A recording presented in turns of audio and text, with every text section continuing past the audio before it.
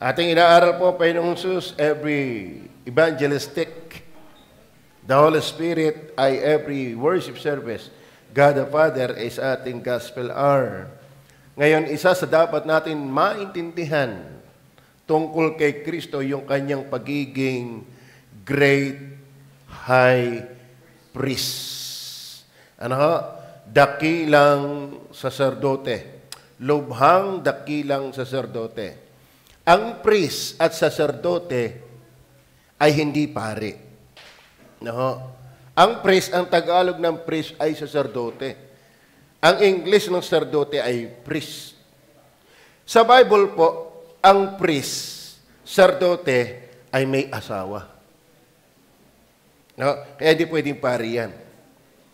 Amen ba? Basahin niyo po ang Bible, lahat ng priest sa Bible, saserdote, may asawa. Hindi bawal sa kanila ang mag-asawa. Gaya pinagbabawal pag hindi makatiis, manggagapang. Yan ang problema eh. Tama ba? Ngayon, pag sinabi pong high priest, great high priest, ito po'y si Kristo ha. Si Kristo ito. Ang ibig sabihin po nito ay siya po ay may ginagawang pamamagitan. Pag sinabi pong priest, siya po ang namamagitan sa Diyos at sa tao. Kasi wala hong karaka-raka na pwede na lumapit sa Diyos at pwedeng lumapit talaga sa Diyos na walang mamamagitan. Ano? Wala tayong direct access to the Holy God. Wala. Lalo pa tayo'y makasalanan. Mga kapatid, walang karaka-raka at wala talagang pwede na pumasok sa langit na walang mamamagitan. At yan si Jesus. Siya yung mediator. Siya yung tagapamagitan sa Diyos sa tao. Ang ibig sabihin po ng priest, siya po yung namamagitan sa Diyos at sa tao. Ibig sabihin, kung wala si Jesus, walang makapupunta sa Ama. Kaya nga siya yung daan at ang katotohanan. Hindi ho tayo pwedeng shortcut. Kahit nga sa presidente may mga guard yan, hindi ka karakarakang makakalipon ni presidente na wala kang dadaanang mga pasikot-sikot. Pero salamat sa langit, walang pasikot-sikot, iisa ang daan. Iisa namamagitan si Jesus. Yan po ang priest. Siya po ay namamagitan. At ibig sabihin nito, siya po lamang yung nakatalaga doon, yung high priest. Kasi nung una, nung Old Testament, mga kapatid, kahit sa Israel, kayo ba yung nagbabasa ng Bible? Yan po ang ganda na nagbabasa ng Bible. Ano ba?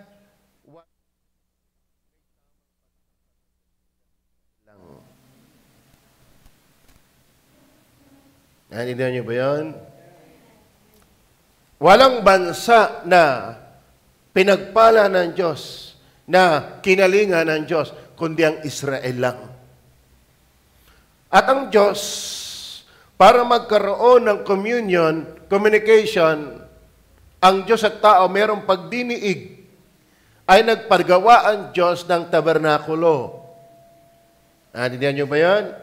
Ang tabernakulong ito, doon sila sumasamba. Doon sila kinakausap ng Diyos. Doon sila nakuha ng lakas. Doon sila napatatawa. Doon sila nakakapamuhay ng maayos. Doon sila pinagpapala ng Diyos. At itong tabernakulong ito, naglaan ang Diyos ng isang lipi para mga siwa. Yan ay ang mga Levita. Sila yung saserdote. At yung, pasok. At yung pong bawat individual na Hudyo, mga kapatid, mga Israelites, para sila ay matanggap ng Ama, ng Diyos. Kailangan yung bawat Hudyo, mapatawad, madala, may kakatawan sa kanila. May kakatawan. Naintindihan niyo ba yun? Parang nakikinig kayo, ano? Okay. Pag sinabing kakatawan, Hindi ka pwedeng ikaw mismo humarap na agad. Alam mo, walang pwedeng tayong humarap sa Diyos na tayo'y makakatagal. Kaya hindi tayo pwedeng pumunta ng langit. Sa totoo na, tatandaan ninyo, walang pwedeng pumunta ng langit na walang kakatawan sa Kanya. Ano ang kakatawan sa tao, sa Hudyo? Kailangan may dala siyang hayop na walang kapintasan. Are you with me? Ito man ay tupa, ito man ay toro, ito man ay kalapate. Dapat yung dala niya, para matanggap ng Ama, dapat may dala siyang hayop na walang kapintasan. Bakit? Hindi ka niya pwedeng tanggapin. Dapat may mag-represent sa iyo.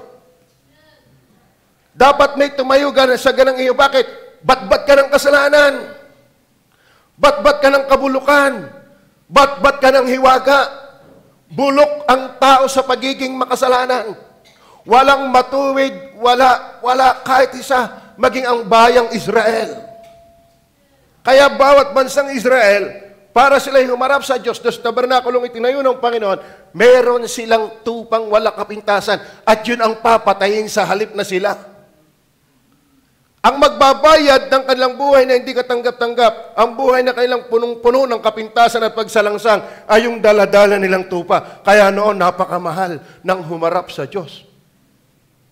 Bakit? Kailangan kang maraming tupa. Tapos ngayon, biyaya, hindi mo naiintindihan. Alam mo sa totoo na, biyaya ngayon. Bakit? Si Jesus na yung tupa na nag-aalis ng kasalanan ng sanlibutan. Not only for the Jews, but for the world. Amen? Opo, mind you, gumaling ka na, sumikat ka na, tumalino ka na, yumaman ka na, bumait ka na, hindi ka pwedeng tanggapin ng Diyos kung walang tatayo sa ganang iyo. Si Jesus ang ating handog. At ang magandang balita, siya pa rin yung priest. Are you with me? Alam niyo ho ba, nung Old Testament time, alam ba, si Kuya Boy, gustong sumamba, gustong makipagnig sa Diyos, gustong tagapin siya at mapatawad, Kuya Boy, magdadala ka ng tupa. Pero wala ding mangyayari sa tupa mo kung walang gumagawa sa tabernakulo na nangangasiwa. Sino yung nangangasiwang yon? Priest na dapat wala ring kapintasan. Kaya mga Levitico, Levites, na mga priest, mga paugi talaga yon. Mga banal talaga yon. At kung sila'y mga ngasiwa na may kasalanan, mamamatay sila sa dakong banal. Kaya meron akong napakinggan, ewan ko sino nag-preach na yon, na bawat papasok na saserdote sa dakong banal, may kadena. Ang paa. Bakit? Kung may saserdote na pangahas, na makasalanan ay gapasok na sa dakong banal, mamamatay talaga yon. Ngayon, paano makukuha yun? Eh, kay makasalanan din. Ay, dihihilahin na lang. Naintindihan niyo gayon? Ayaw mga kapatid. Ibig sabihin ng high priest, siya po yung nangangasiwa, siya po yung namamagitan sa individual na Hudyo para sa Diyos. Para matanggap ang Hudyo, dapat mayroong access sa Ama, sa Diyos. At walang malakas sa Ama, kundi ang anak, hindi si Maria, hindi si Pedro, hindi si Kay Buloy, hindi si G. White. Walang relihiyong may access sa Ama, si Kristo lamang. Kaya wala kang pwedeng tagapamagitan sa Diyos kundi si Kristo lang. Kaya siya yung high priest. Bakit? Merong mga priest, pero hindi dakila. Mas ahead, mas greater. Kaya kung babasahin niyo po ang Hebrew, puro better, greater. Bakit? Siya yung talagang, ang Old Testament ay anino lamang na mga darating na tunay. Si Kristo yun. Noon, tupa. Pero ngayon, si Kristo na ang tupa. Noon, Levites.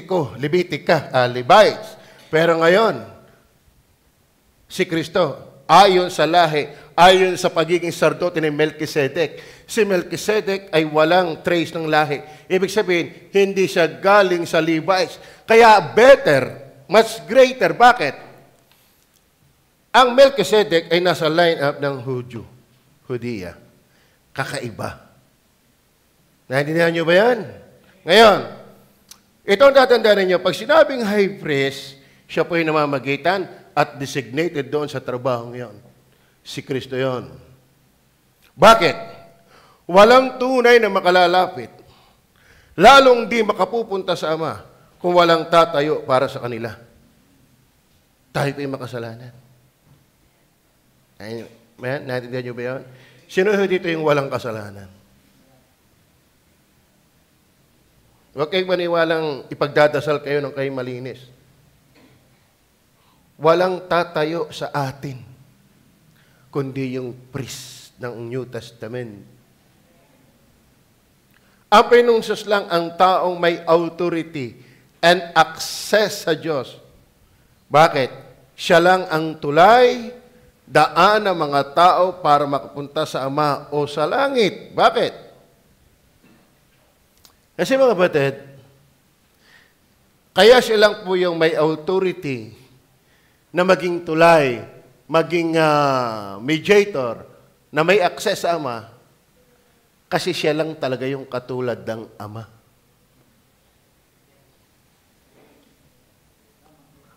Siya ang nakakaunawa ng nire-required ng Diyos dahil siya Diyos. Siya rin naman ang nakakaintindi ng tao dahil siya'y naging tao. Naintindihan niyo ba yan? Kaya walang pwedeng maging high priest na tatayo sa pagitan ng Ama at ng tao, kundi siya lang ang pwede. Bakit? Siya lang ang nakakaintindi ng kung ano ang Diyos. Bakit? Siya'y nasa kalagayan ding Diyos. Siya rin ang nakakaintindi ng kung ano ang tao. Bakit? Siya rin ay naging tao. Maliwanag ko ba? Kaya walang ibang pwedeng mamag-itan, walang may authority para tayo ay matanggap ng Ama, ng absuelto, talagang wala ng problema, kundi si Jesus lang. Siya ang nangasiwa sa tabernakulo at siya na rin ang handog. We are complete in Christ. Ngayon, ating tingnan siya sa pagiging high priest. The great high priest of Christ. Number one, to real sanctuary. To real sanctuary. Ano ba ang real sanctuary? Tatandaan nyo ha? Noong lumang tipan, walang makalalapit sa Diyos na hindi dadaan sa proseso ng Diyos. Kailangan may dala kang handog, nakakatawan sa iyo, na walang kapintasan para matanggap ng ating sasambahin Diyos, dapat wala kang kapintasan. So, hindi mo kayang maging walang kapintasan. So, dapat may tumayo para sa iyo. Na walang kapintasan, naintindihan niyo ba yun? At yan ay si Jesus mismo. At kailangan ding may mag-asikaso ng iyong inihandog na walang kapintasan. At dapat wala ring kapintasan yon para matanggap ka. Siya rin yung high priest na walang kapintasan. Kaso lang, noon ay sa lupa, tabernakulo. Pero si Kristo ay nangasiwa, hindi sa panglupang tabernakulo, kundi sa tunay na tabernakulo, sa dakong kabanal-banalan. Yun ay yung langit mismo. Amen? Kung paanong noon, hindi ka tatanggapin ng Ama kung wala kang handog at walang nangangasiwa na iyong handog. Gayon din, walang sino man tatanggapin ng Ama sa langit kung walang inihandog at walang nangangasiwa. Ngayon, si Kristo ay hindi doon naglingkod bilang priest, doon sa ilang, sa tabernakulo. Siya ay naglingkod. Actually, hindi na siya naglilingkod doon sa langit. Tapos na nakaupo na lang siya doon. Namamagitan. Hindi na ho siya nangangasiwa ng mga handog na susunugin. Kaya mali yung siya ay abala pa sa pagsagot ng iyong mga pagdarasal araw-araw para lang ikimapatawad sa kasalanan. No, hindi. Si Kristo ay nakaupo na lang doon sa langit. Inaantay na lang ang lahat na mamatay at diretso sa langit. Bakit? Siya ang tagapamagitan natin. Tayo ay makakapasok hindi sa dakong banal na tabernakulong sa lupa, sa langit na mismo. Tingnan po natin ang talata. Hebrew chapter 4, verse 15 and 16. Andiyan pa ba kayo? Sapagkat tayo walang, verse sabi, 4 verse 14 muna tayo. 4 verse 14. Yaman ngang tayo'y mayroong isang lubhang dakilang saserdote. Ayan o, na pumasok sa kalangitan. Hindi doon sa dakong kabanal-banalang sa tabernakulo. Bakit? Wala na yun eh. Di ka't kinupya pa yun ni Solomon? In the temple of God? Wala na yun. Kahit nga yung mga bahagi doon, yung mga candlestick, mga table of showbread, mga, ano ba yun? Yung pinagsusunugan ng kamangyan, anatira na lahat taga Minduro, kamangyan. Ano? Pati yung 7 candlestick, maging yung kaban ng tipan, hindi na malaman kung nasaan yan. So, ang pinag-uusapan, tipo lang yon. Ang mga sacerdote doon, Levites, pero tipo lang yon. Pero si Kristo na yung high priest.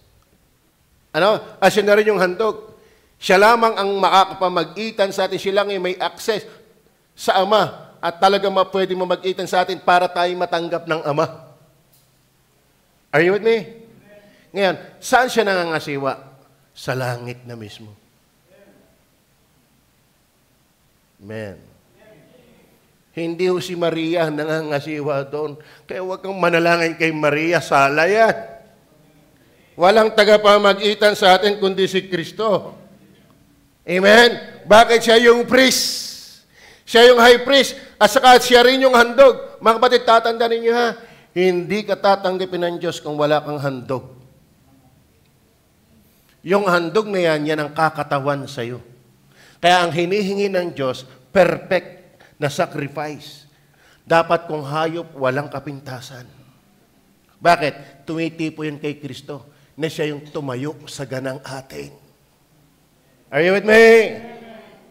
Matatanggap na tayo ng Ama dahil ang ating inihandog. Sino nangasiwa? High priest. Si Kristo rin. Saan siya nangangasiwa? Hindi dito sa lupa, sa langit na mismo.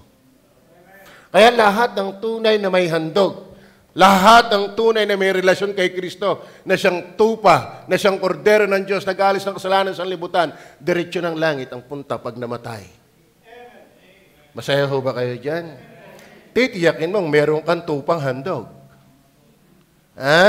Titiyakin mo, kasi marami ngayon ay kung saan ako namulat, doon ako mamamatay, ay patay ka nga. Huwag mong iaaro ang iyong kabutihan. Bakit? Lahat ng kabutihan mo may kapintasan. Lahat ng galing sa atin, lahat ng galing sa mundo, lahat ng galing sa ating kapwa, bat yan ng kapintasan. In fact, bulok yan. Kaya ang sabi ng Diyos sa mga Israel, magpapatay kayo ng tupang walang kapintasan. Si Kristo ang tupang walang kapintasan na namatay para sa atin. Kaya matatanggap ka lang ng Ama kung si Kristo ang daladala mo. At si Kristo rin ang nangangasiwa para tayong matanggap ng Ama. Ama, ito ang aking buhay, inihandog ko sa iyo. Kaya lahat ng namamatay na Kristiyano, langit na ang tungo. Huwag mo nang ipagdasal, pipiraang kalaang. Saka walang purgatoryo. Amen? Hebrew 8 verse 4 hanggang 6. Tingnan niyo po. 8 verse 4 hanggang 6. Kung siya ngayon nasa lupa ay hindi siya sacerdote. Saan mo paraan? Palibhasa'y meron na nagsisipaghandog ng mga kaloob ayon sa kautusan. Verse 5. Ayon sa kautusan. Pero tayo hindi na dyan. Naglilingkod sa anyo, yung Levitical system, sana palabas kayo ng Bible para naintindihan nyo ito. Na naglilingkod ayon sa anyo at anino ng mga bagay na kalangitan, pattern lang yan. Ano lang yun? Shadow lang yun. Meron talagang pinagkunang original yon. Kaso lang, doon sa langit, most holy place, wala na yung holy at saka yung holy na lang yon. As in, temple of God. Bahay ng Diyos. Gaya naman ni Moises na pinagsabihan ng Diyos nang malapit ng gawin niya ang tabernakulo. Sapagkat sinabi niya, ingatan mo na iyong gawin ang lahat ng mga bagay ayon sa pinakita sa iyo sa bundok. Sa talaga, ang tunay talagang most holy place ay ang langit. Ang nangasiwa doon sa lupa na most holy place ay mga Levites. Pero si Kristo ang nangasiwa sa tunay na dakong banal, ang langit. Amen. Bakit? Si Jesus lang ang pwede. At ang magandang balita, si Jesus ang tagapangasiwa na hindi mapapaltan. Bakit? Minsan lang siyang namatay at hindi na siya mamamatay magpakailanman. Kaya nga siya'y makapagliligtas ng lubos doon sa kanyang pinamamag-itanan. Maliwanag ko ba? Verse 6. Datapat ngayon kinamtan niya ang ministeryong lalong marangal. Palibasa na may tagapamagitan ng isang tipang lalong magaling. Hindi sa kautusan. Kaya wala na tayo sa kautusan. Bagay yung iba ito, ang gigil na gigil sa kautusan. Na inilagda sa lalong mabubuting pangako. Sa pantalata, Hebrew 9 verse 11 and 12. Yung iba, wag sumandal sa dingding at matutuluyan kayo dyan. Ngunit pagdating ni Kristo, na dakilang saserdote ng mabubuting bagay na darating sa pamamagitan ng malaki at lalong sakdal na tabernakulo, malaki at lalong sakdal na tabernakulo, yun na yung langit, hindi sa lupa. Actually, yung tabernakulo sa lupa, may kanya-kanyang ministry ang Levites. Kaya ang tunay na ligtas, may kanya-kanya talaga ministry. Amen? Doon, pagka binubuhat ng yung tabernakulo, may tagabuhat ng torta, may tagabuhat ng table of showbread. Lahat ng Levites, tayo yung spiritual na priest eh. Kaya lahat ng priest dapat may ministry. Are you with me? Ngunit pagdating ni Kristo na dakilang sardote ng mabubuting bagay na darating sa pamagitan ng lalong malaki at lalong sakdal tabernakulo na hindi gawa ng mga kamay. Sa makatid bagay, hindi sa paglalang na ito. Verse 12. At hindi rin naman sa pamamagitan ng dugo ng mga kambing at mga bulong baka. Hindi na yun. Puro shadow lang yun. Siya ang katuparan ng lahat yun. Siya rin yung handog. Siya na rin yung nangasiwa ng handog. Kundi sa pamamagitan ng kanyang sariling dugo, ay pumasok na minsan magpakailanman sa dakong banal na kinamtan ang walang hanggang katubusan. Amen? Bakit? Si Kristo hindi pa uli-uling pinapatay. Kaya mali rin ang misa. Amen? Alam niyo ba ang misa? Kulang lang ng LA, La Misa. Ano ba ibig sabihin ng misa? Transubstantiation. Transubstantiation. Ibig sabihin, may kakayahan ang priest na yung tinapay ay maging literal na katawan at buto ni Kristo. At yung ubas ay may katawan, ay may kakayahan ang pare na gawing dugo ni Kristong literal. Hindi po yun. Kaya sa kanila, laging pinapatay si Kristo kada misa. Pero si Kristo yung minsan namatay, inihandog ang kanyang katawan, at minsang pumasok sa langit at hindi na mapapaltan. Kaya naman, yung kanyang pinapangasiwaan, wala nang problema. Tanggap ka na ng Diyos magpakailanman. Are you with me? Ay, wag kayong aasa kung kani-kanino. Nag-aral pa kayo ng Bible, tapos hindi rin pala siya yung paniniwalaan. Lugi ka. Lugi ka. Hindi siya isa sa mga tagapamagitan. Siya lang talaga ang tagapamagitan. Bakit? Wala namang talagang nakakaunawa na kung ano yung tayo ng Diyos, kundi siya rin. Bakit? Siya Diyos din eh. At wala rin may malalim na simpatya sa tao, kundi siya rin. Bakit? Siya po yung Diyos na naging tao rin. Kaya walang pwedeng pumagitan sa Diyos at sa tao. Siya lang. Hindi siya isa sa mga tagapamagitan. Siya lang. Kaya nga siya ang daan, hindi mga daan. Siya lang ang tunay na handog, hindi isa sa mga handog. Para tayo'y matanggap ng Diyos. Maliwanag ho ba? Maliwanag ho ba? Baka tayo nasimple pa. Magaling yung sigurado. Magaling. Tama din naman si Yesu Cristo, pero magaling na yung, minsan nagururusaryo din ng magandang, alam mo, pagka ganyan, nagkakasala ka ng isang kalapastanganan. Bakit? Inaari mo si Kristo mahina at hindi sapat. Ang tunay na ligtas, isusuka ng lahat ng mali. At ang yayakapin lang ay si Jesus. Bakit? Siya lang ang tama. Hindi sinabi ni Jesus, I am one of the ways. I am one of the mediators. No, He alone. Amen. Amen. Then, basahin din po natin ang verse 24. Verse 24. Tingnan niya. Sapagkat hindi pumasok si Kristo sa dakong banal na ginawa ng mga kamay. Nakalintulad lamang ng tunay. Yun ay anino nga eh. Di ka? Aanhin mo pa ang flashlight sa katanghaliang tapat kung singkar naman ang init sa katanghalian. Nakakita ba kayo naglalakad tanghaling tapat sa parang as in lantar, walang kaulap-ulap, may dalang flashlight? Magaling nagsisiguro. Ano, may malaking problema yon. Magaling yung yung siguradong maliwanag. Tanghaling tapat, walang puno, walang ulap, nasa gitna ka ng parang, tapos magdadala ka ng flashlight, at sasabihin pa, magaling yung nagsisiguro. Malaki yung problema. Ito ang siguro. Siguradong ang laki ng problema mo. Bakit mo pag gagawin yung una ay nagawa na? Tama ba? Kaya nga wala nang haing handog na natitira. Kung sinasadya natin ating pagkakasala, ay wala nang haing handog na natitira pa. Ang inaantay nila ng tao ay puot at galit ng Diyos. Bakit? Wala nang lunas, kundi yung naibigay na. Si Jesus lang. Si Jesus lang. Kaya nakakalungkot yung maraming reliyon, ang dami pa yung tinuturo. Kaya maraming reliyon sumang. Are you with me? Naintindihan nyo ba yan? Sana pag-alis ninyo, hindi kayo nalito. Nakakalito kayong iisa. Kapag may kinalito pa sa iisa, yung ang isa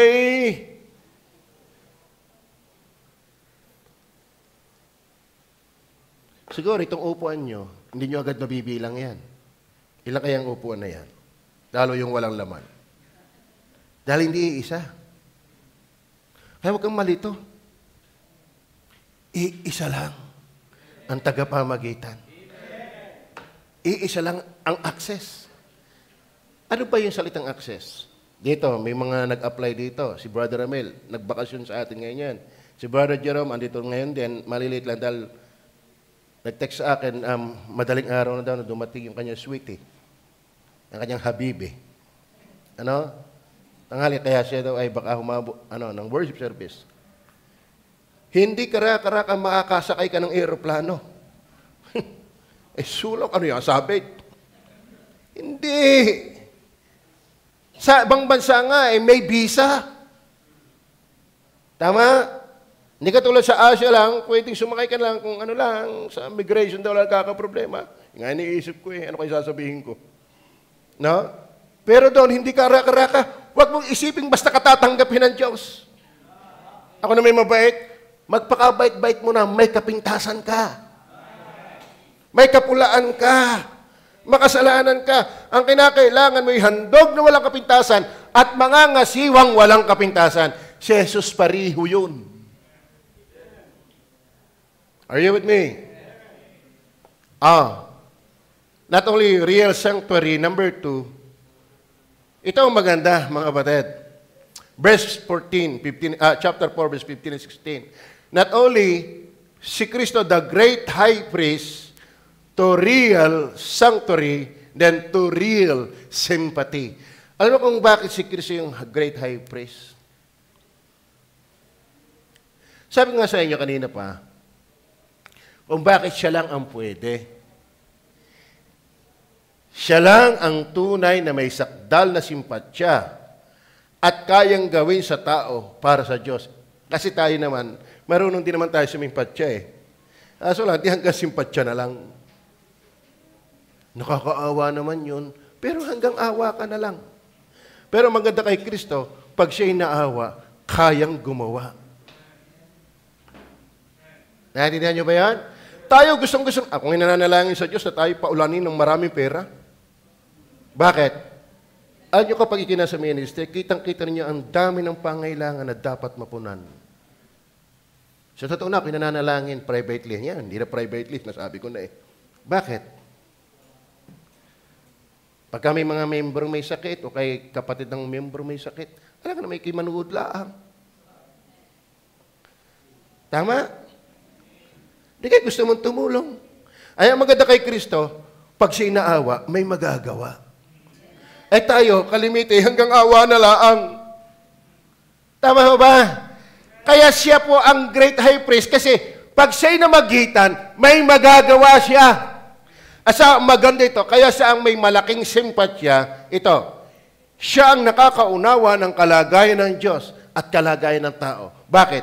Siya ay Diyos, nakapantay ng Ama, at tao rin sa kanyang pagkakatawan tao. Kaya siya yung dakilang saserdote. Eh, ang mga Levitica noon, yung mga Levites, na namamagitan, pero hindi nila dama ang eksaktong tayo ng Diyos. Napag-utusan lang. Kaya siya doon. Naintindihan mo ba ito? Naintindihan mo ba? Intindihan natin. Sayang naman ang ating pabango, wala naman tayo naintindihan. Amen? Gasirit na tayo ng shower.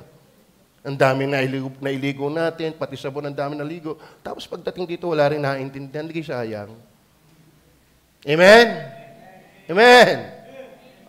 Ano sabi dyan? Tignan niyo po, basahin po natin ang talata. Ituloy natin. Kung bakit siya?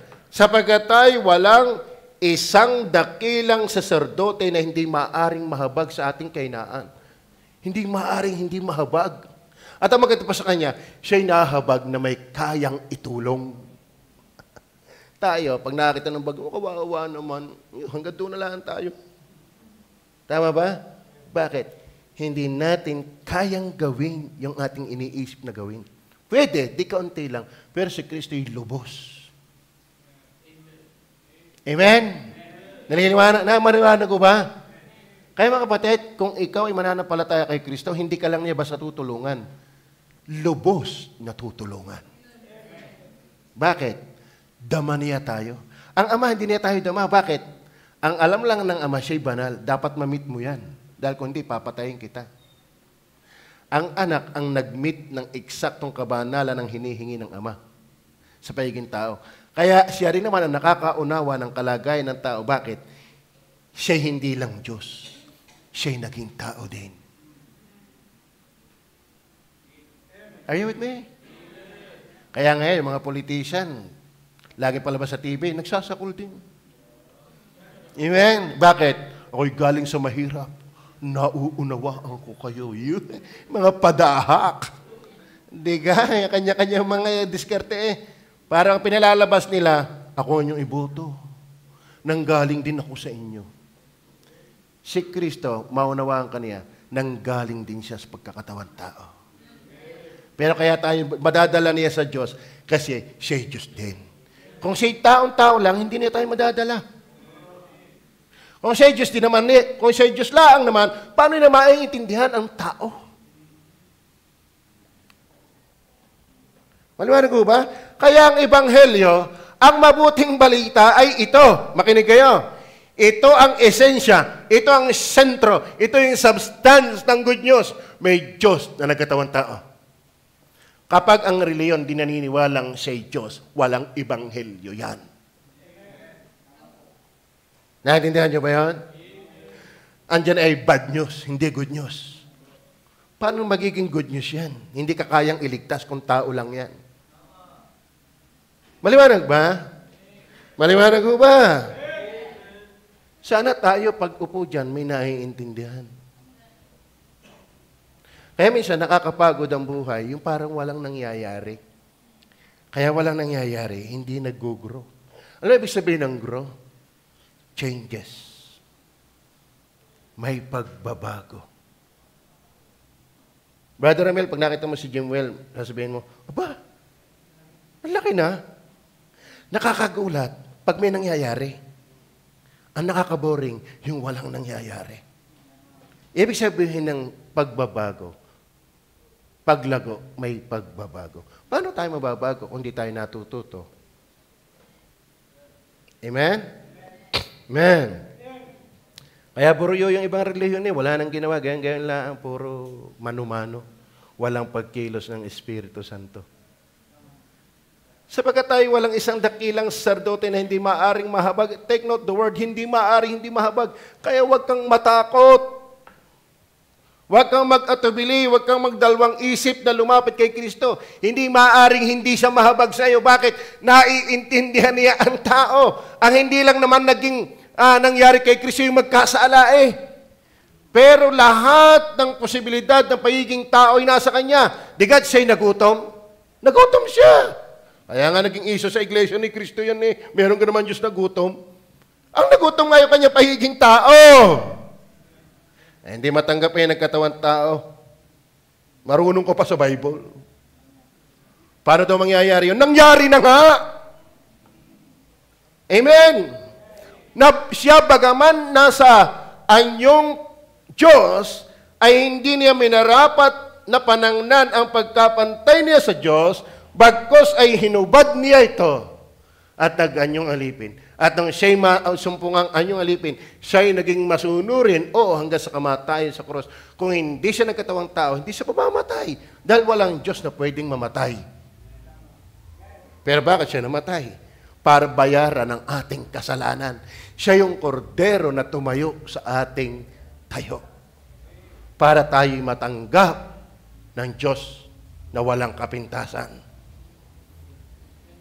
Maliwanag ho ba?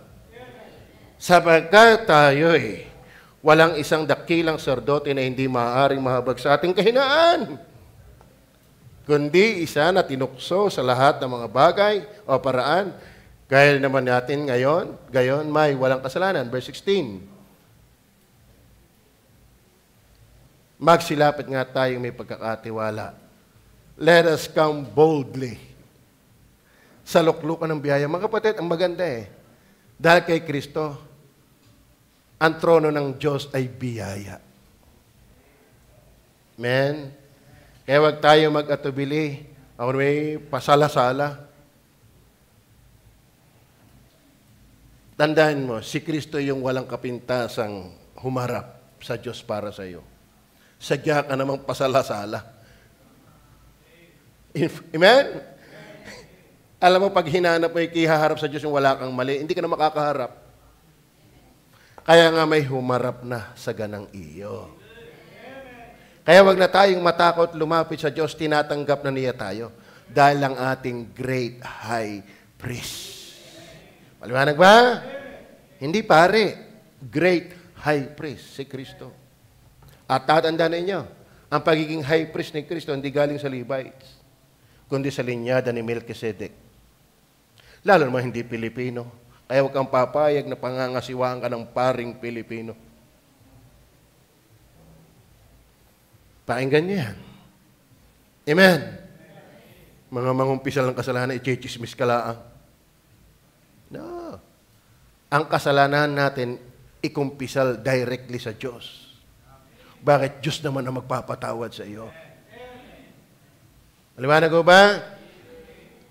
Not only to real sanctuary, to real sympathy. Number 3, to real soul anchor. Yan pa maganda.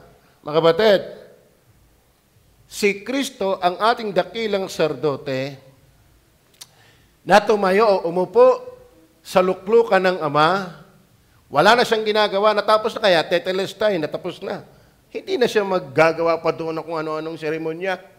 Wala. Siya nakaupo. Inaantay na lang lahat ng Kristyano mamatay at dadalhin sa langit.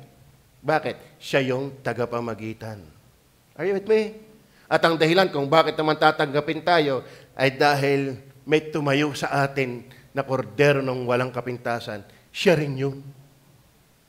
Lupit din ang Panginoon. Tapos backsliding lang ang ating palit. Palayo-layo lang sa Kanya, hindi natin naiintindihan. Tinarabaho niyang lahat, mapunta lang tayo ng langit. Are you with me? Amen. Tingnan niyo po yan. Hebrews 6 verse 17 hanggang 20. Tingnan niyo po sabi. Sa ganito, sa pagkaibig ng Diyos na may pakitang lalong sagana sa mga tagapagmana ng pangako ang kawalan ng pagbabago ng Kanyang pasya, ay ipinamagitan ng sumpa. Okay. Di ka tayong Batanggenyo para lang paniwalaan palura-lura pa sa kamay. Amen?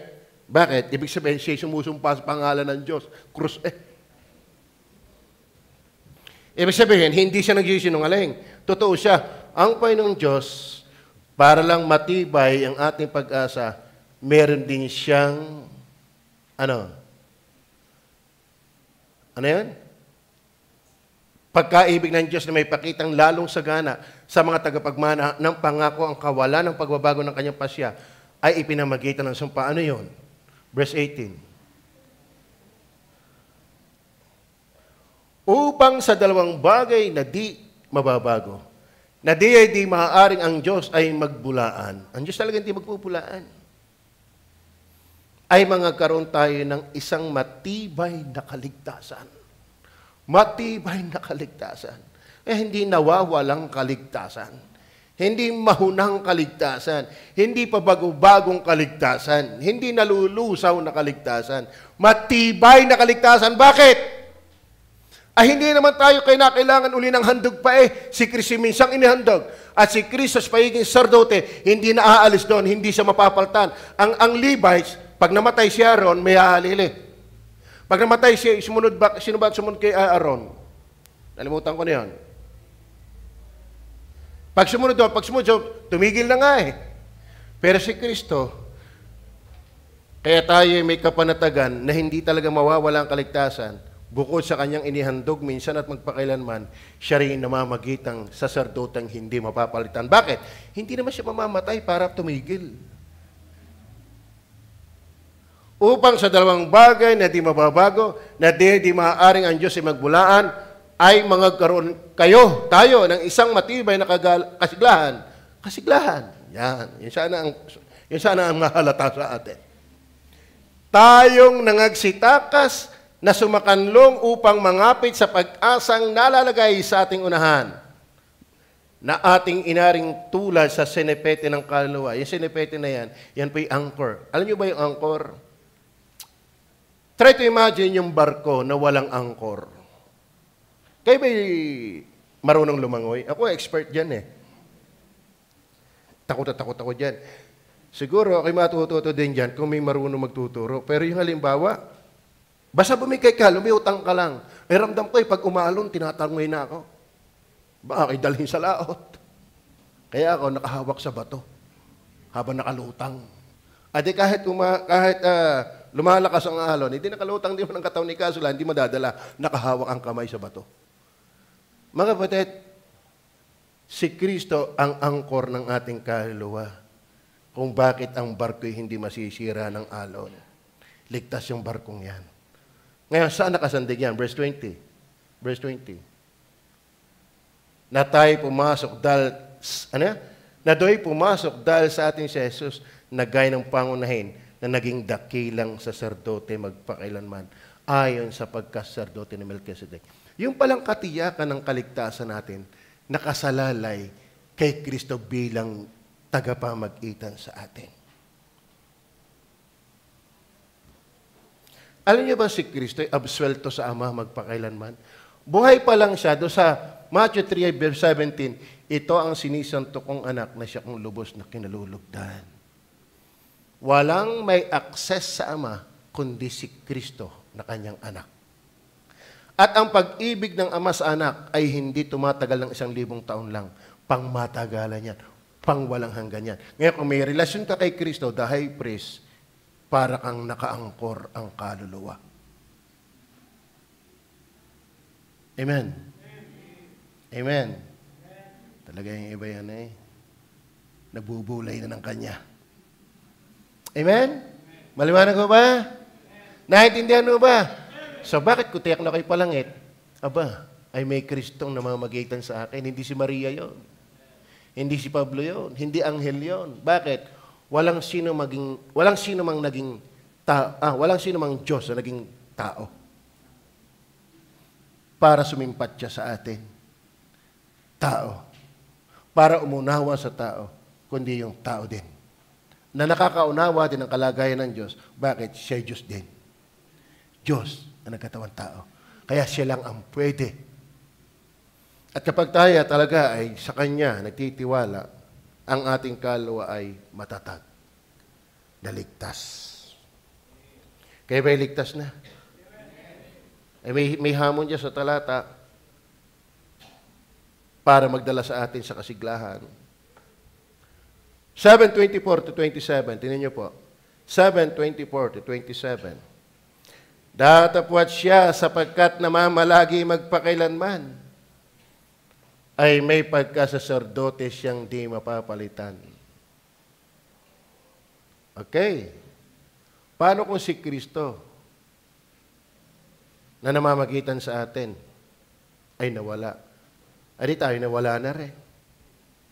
Pero salamat, hindi siya mapapalitan. Are you with me? At ang magandang balita, yung tatanggap sa atin sa langit, hindi rin nawawala.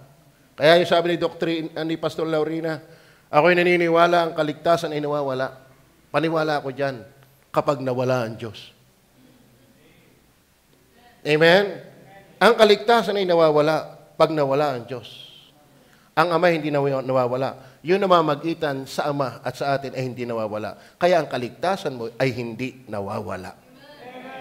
Kaya osas, kaya sigla tayo. Amen? Masaya tayo. Halami kay palangit.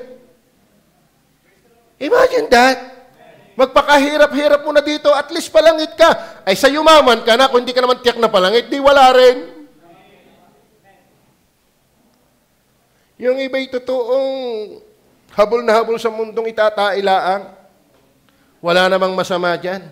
Pero dapat naglalapit sa iyo sa Diyos yan. Hindi naglalayo. Alam mo, ang tunay pagpapala, nagiging pagpapala. Hindi nagpapalayo. Are you with me?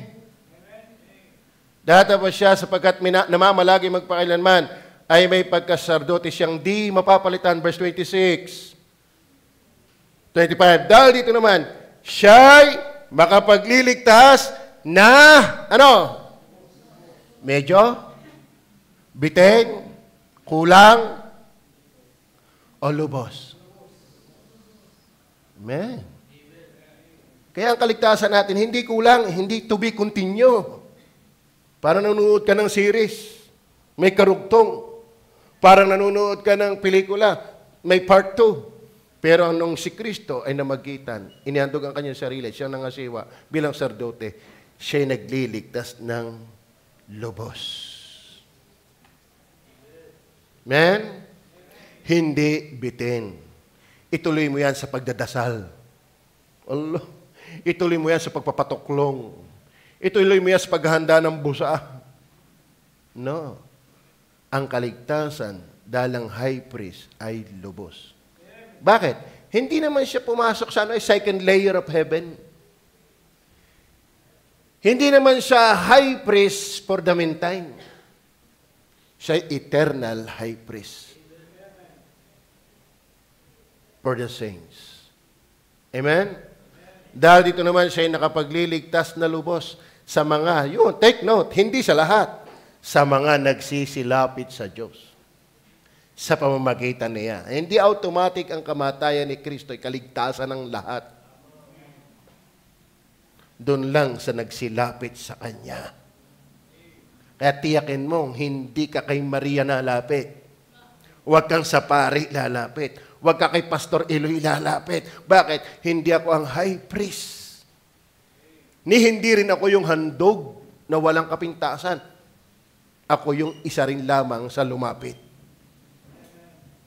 Na inilapit pa ng Ama. Maliwanag ko ba? Amen. Hindi automatic na pumasok ka dito ay ligtas ka. Bakit? Pag pumasok ka ba sa garahe, kutsi ka rin. Ayoko kayo pumasok sa garahe, di paglabas ay kutsi ka na rin. Hindi. Hindi ibig sabihin sumimba ka, ligtas ka. Dapat kay Jesus ka pumunta. Paano ka makakapunta? Di paniwalaan mo pinapangaral mo ngayon? Kung ngayon, na wala talagang pwedeng magbigay ng lubos na kaligtasan. Bakit? Walang tatayo sa atin magpakailanman kundi si Kristo lang sa Diyos at sa ganang atin. Amen? Palibhasa ay lagi nabubuhay siya upang mamagitan sa kanila. Yan ang liwanag eh. Ano? Then last, naliwanag na din ang relo. Pero tingnan pa natin ang Hebrew 9 verse 12. Hebrew 9 verse 12. At hindi rin naman sa pamagitan ng dugo ng mga kambing. Oh, akalain mo noon, maghahandog ka ng kambing, tupa, toro. Pihong tayo, reklamo. Ngayon nga lang, atin hindi tayo makatagal. Pag-atin pa lang yon, wala kang dalang toro at kambing. Ay noon walang lalapit na walang dala. Toro, kambing na walang kapintasan. Pero ngayon, si Kristo na yung ating toro. Siya na rin yung ating tupa. Sa Kanya tayo lumapit. Amen. At hindi rin naman sa pamamagitan ng dugo ng mga kambing at ng mga bulong baka, kundi sa pamamagitan ng Kanyang sariling dugo, ay pumasok na minsan magpakailanman sa dakong banal. O yun, minsan, hindi na siya alis doon. Magpakailanman yon. Kaya safe, lubos ang kaligtasan ng Kanyang pinamamag-itanan. Na kinamtan ang walang hanggang katubusan. Hindi bitin na bayad. Walang hanggan. Bakit tayo niniwala sa osas? Yan. Yan. Yung mahina pa sa iyo. Amen. Amen. Hindi mahina ang ginawa ni Jesus. In fact, nang ialay ang kanyang buhay, siya yung kordero walang kapintasan. Oh, ano bang kailangan doon? Doon pa lang sa katotohanan yun. Ligtas ka na eh. Bakit? Hindi naman ikaw ang tinanggap ng Diyos. Ang tinanggap ng Diyos yung inihandog mo. Sa ganang iyo. Si Jesus. Ngayon, sinong nangangasiwa? Wala ring kapintasan. Saan nangangasiwa? Sa langit na wala ring kapintasan. Garong katagal, magpakailanman. Kaya yung binayad at pangasiwa niya, hindi natatapos. Kaya tayong pinapangasiwaan niya, ligtas. Kaya salamat sa great high priest. Then last, kung totoo yun, dapat totoo rin ito. Amen? Eh minsan, di tayo paniwalaan tayo masaya lang sa usaping kaligtasan. Paano yung resulta niyan? Tatandaan natin ito yung nakabit-bit din. Nakakabit din salitang high priest. 9 verse 11 hanggang 14. Dito ka magtatapos. 9:11 hanggang verse 14. Ngunit pagdating ni Kristo, na dakilang sardote ng mabubuting bagay na darating, sa pamagitan ng lalong malaki at lalong sakdal na tabernakulo, lalong malaki, hindi katulad doon sa Israel, sa ilang lang na binubuhat ang mga pisa, na hindi gawa ng mga kamay, hindi gawa ng kamay.